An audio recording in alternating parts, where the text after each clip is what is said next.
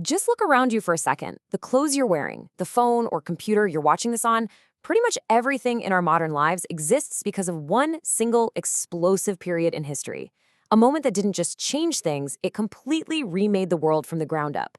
We are, of course, talking about the beginning of the Industrial Revolution.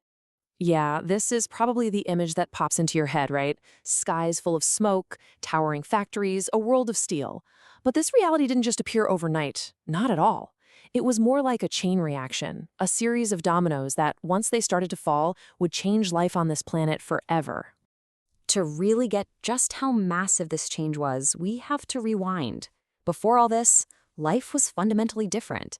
I mean, nearly everything people owned and used, from the shirt on their back to the tools in the shed, was made slowly, carefully, by hand. The rhythm of life wasn't dictated by a factory whistle, but by the rising and setting of the sun.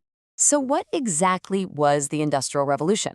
Well, to put it simply, it was the point in history where machines started doing the work of human hands, but on an absolutely incredible scale. It all kicked off in England around the 1760s, but this wasn't just a British thing. It was a wave that was going to crash over the entire globe and completely rewrite the rules of how we live.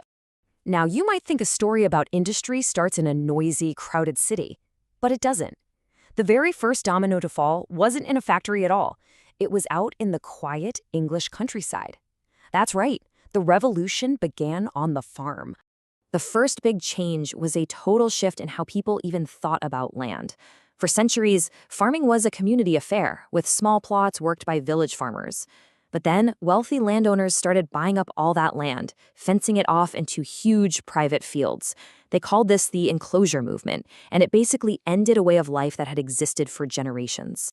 And this move had two huge consequences. First, with these big consolidated farms, landowners could experiment with new, more efficient farming techniques. That meant more food, a lot more food. And second, all those small farmers who got pushed off the land, they had to go somewhere. They became a huge mobile workforce, flooding into the cities looking for any job they could find. So you see what happened? The agricultural revolution created both the food to feed the cities and the workers to fill the factories. Okay, so that leads to the big question. Why England? Of all the places in the world, why did this fire catch light on this one small island first? Well, it turns out England had this unique combination of ingredients, a kind of perfect storm of conditions just waiting to happen. So, what was in England's secret sauce for revolution?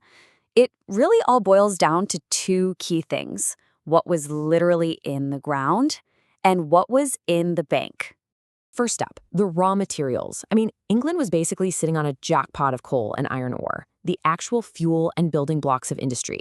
On top of that, it had a great network of rivers to move goods inland and natural harbors perfect for shipping things all over the world. It had everything it needed right under its own 2 feet.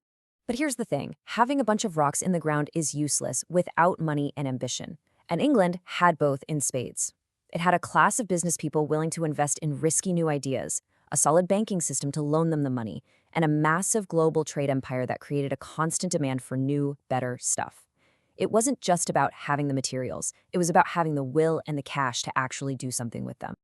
And that brings us to the inventions themselves, the brilliant technological leaps that were like pouring gasoline on this fire. These weren't just random ideas, they were clever solutions to real-world problems, thought up by inventors who just knew there had to be a better way. And just look at the pace here. In 1701, you get Jethro Tull's seed drill, which is a huge deal for farming. Just about a decade later, steam power starts popping up in mines. But then, the real leap, the one that changes everything, comes in 1776 from an inventor named James Watt. Now, James Watt didn't technically invent the steam engine, but what he did was maybe even more important. He perfected it. He figured out how to make it work way faster and more efficiently, all while burning a lot less fuel. And suddenly, steam power wasn't just some clunky tool for mines. It was a cheap, reliable power source that you could put to work anywhere, in any factory. It was a total game changer. And this quote highlights a super important part of the story that's easy to miss. Watt was the genius inventor, sure, but he partnered up with an entrepreneur named Matthew Boulton, the guy with the money. It's a timeless lesson, right?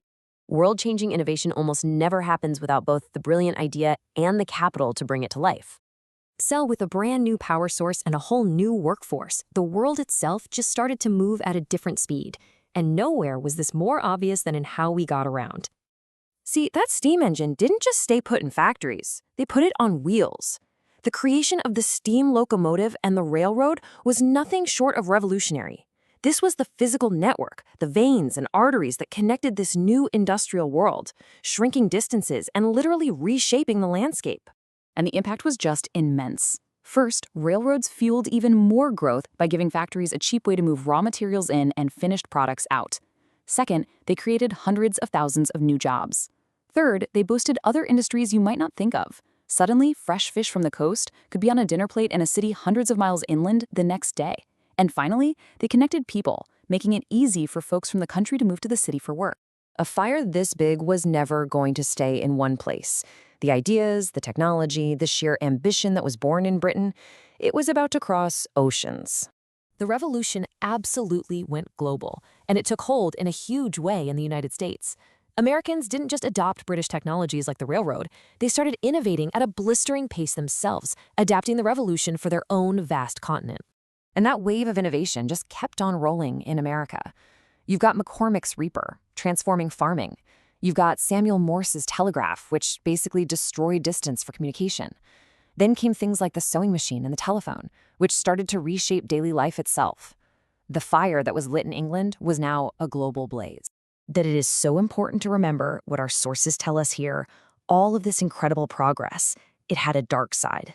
Like a runaway train, this revolution brought changes that were not just fast, but also deeply unsettling, tearing apart old ways of life forever. Which leaves us with one final crucial question.